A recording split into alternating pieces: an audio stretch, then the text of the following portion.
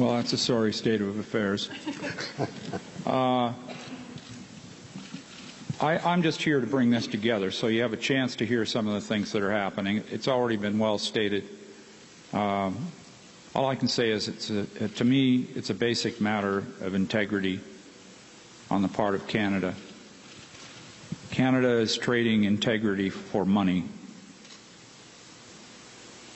That's what's happening under the current leadership in Canada, which is a very poor imitation of the George Bush administration in the United States and is lagging behind on the world stage. It's an embarrassment to many Canadians. So as a Canadian, I felt like I had a chance to do something by bringing this together. I first visited the Fort Mac area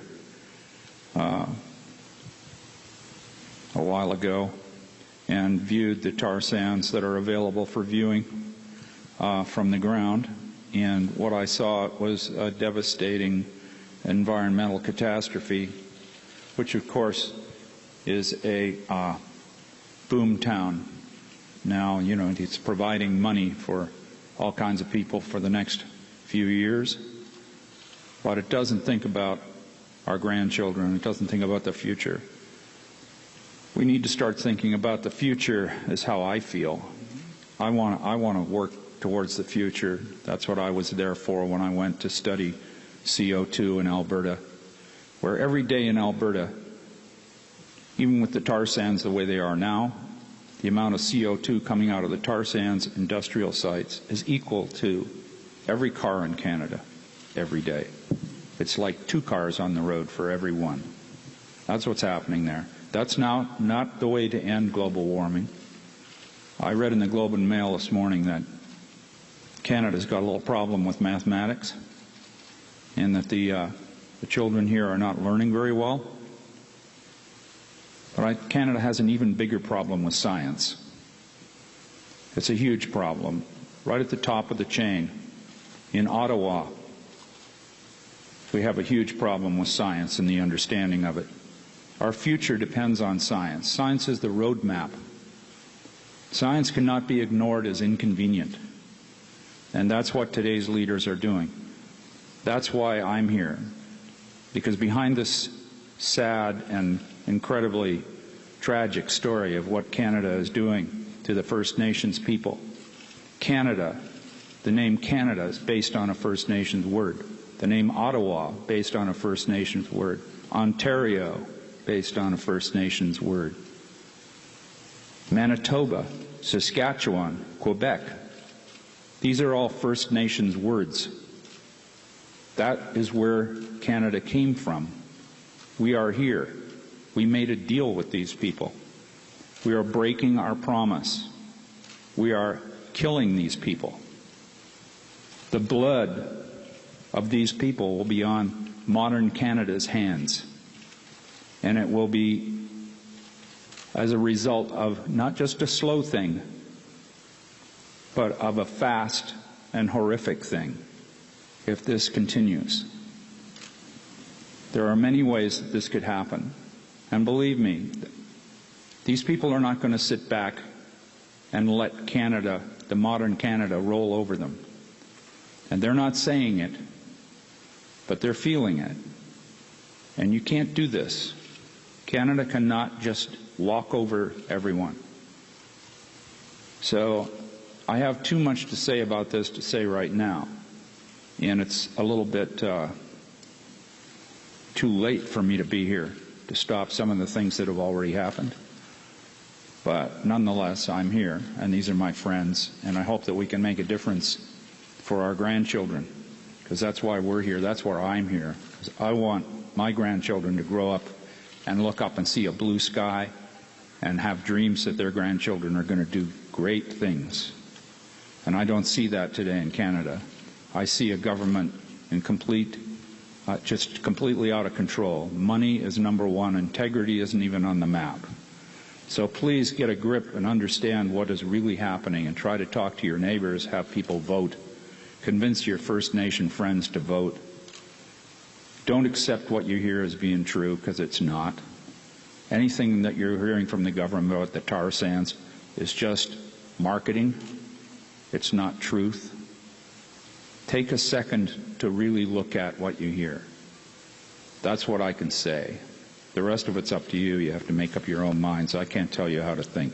I don't want to tell you how to think. If you don't think of it yourself, it won't last. So good luck. Well, when I first heard about this, it was about halfway there. I was driving there in an electric car from San Francisco to northern Alberta, in an electric car with a generator charging batteries that was powered by biomass. And this car was a 6,500-pound vehicle. And we were making the point that you didn't need oil, that you didn't need fossil fuels, that there were other ways to get around. Now we're making a movie about CO2 and transportation. About halfway there, I saw a video of the chief talking. I said to my friend Dave, there's a strong man talking there that really believes what he's saying. What is going on up there? Then I started finding out what was going on. There were doctors saying that the cancer rate among the First Nations people was 30% greater than it was among anybody else, and it was a bunch of cancers that nobody had ever seen before in the area. Further studies revealed that those cancers were part of the petrochemical business, one of the offshoots of that. So I found that to be interesting. It wasn't the number one thing I was going north for, but I kept hearing about it. So really, it's a terrible issue. It's a terrible problem. It's fraught with bad things that no one wants to think about, broken promises, integrity, Canadian pride. There's a lot of problems with this issue of how Canada has treated the First Nations people.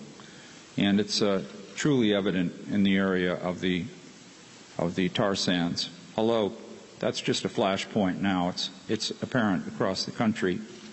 So I became very interested in it and decided to meet who I could and talk to them. So that's when I met the chief, and that's when we went to the homes and to the where the First Nations people were living, and I met them.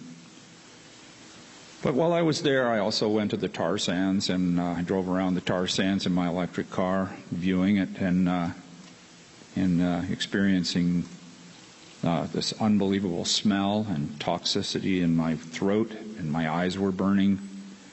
And that started 25 miles away from the tar sands when I was in Fort Mac, and got more intense.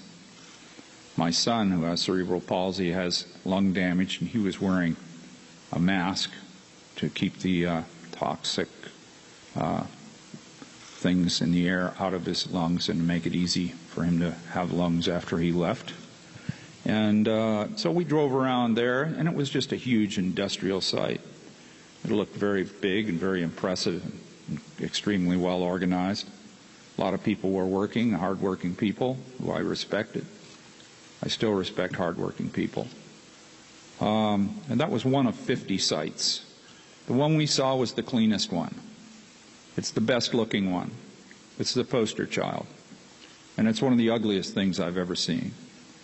But there's a film that we show called Petropolis that we'll be showing between the sets tonight, and showing on the screen, and showing in the lobbies, and showing around. And we have a 12-minute version of it that is an aerial shot of the tar sands, which is one of the most, well, probably the most devastating thing that you will ever see.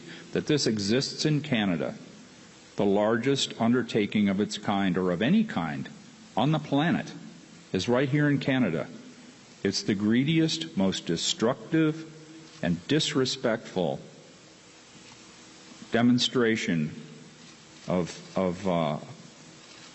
just something run amok that you could ever see. There's no way to describe it. So I described it as Hiroshima, which was basically pretty mellow compared to what's really going on up there. So I still stand by what I said about Fort Mac and about the way it looks. Not because the houses in Fort Mac look like Hiroshima, but because Fort Mac stands for 50 sites The name Fort Mac stands for disease that these First Nations peoples are getting, the pollution, everything that's happening there. In the face of the challenge that the world faces, where we really need to turn around and look about the future for our grandchildren and develop new technologies, this is even uglier because this country is going in the other direction. It is, what's the word, hypocritical. Some of the things that are being said by the leaders of this country are pure hypocrisy. It's embarrassing as a Canadian to have to listen to some of this stuff. It's all marketing. It's all big money. This oil is all going to China. It's not for Canada. It's not for the United States. It's not ours. It belongs to the oil companies. And Canada's government is behind making this happen. It's truly a disaster to anyone with an environmental conscience, anyone who is thinking about their grandchildren, anyone who can see outside of a 3-month window of corporate profit has got to be appalled at what's going on. So that's too much for me to say to Prime Minister Harper, I think. But, you know, nonetheless, I don't think I'm going to get to see him anyway. But if he doesn't want to see me, I'm ready to go see him. I would welcome the opportunity. We invited representatives of the Canadian government to be here. There are their chairs over there, and they respectfully declined to come. And, you know, there must be another side to this story. And you didn't invite them to debate. You invited them to present. No, come and tell their side of the story. Come and say what's happening. I'm happy to hear that. I would love to hear that, David. I would love to hear why this is okay, why it's okay to break treaties. I've tried to see the Prime Minister 3 times, and he's rejected me, so chances are... Well, you got a bad reputation. Another question over here. See? Don't want to be soiled by seeing you.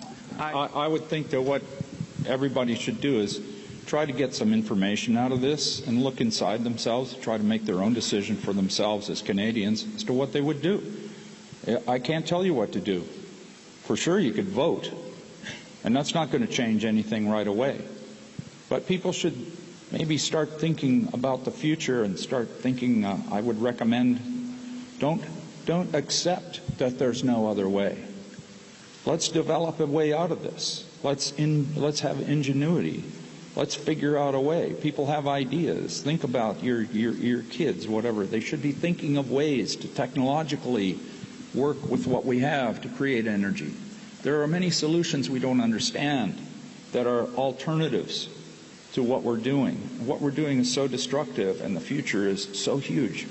We need to look ahead and develop renewable resources. We need to combine renewable resources and technologies to move forward and produce energy. We have all of the key products. We have all of the key elements to move forward in the world.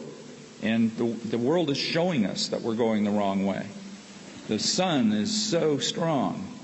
We will harvest the energy of the sun.